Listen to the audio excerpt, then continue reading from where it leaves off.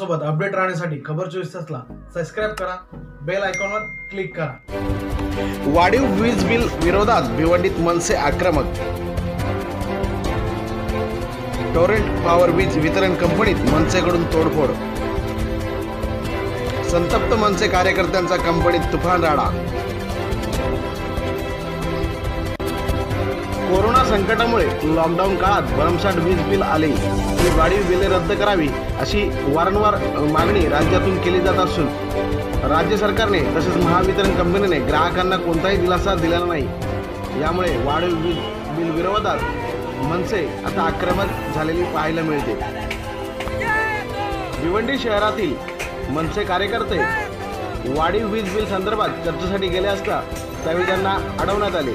यामुळे संतप्त मनसे कार्यकर्त्यांनी कंपनीच्या खंडूपाडा आणि अंजूरपाडा इथल्या कार्यालयावर हल्ला केला। या हल्ल्यात त्यांनी कार्यालयाची तोडफोड केली।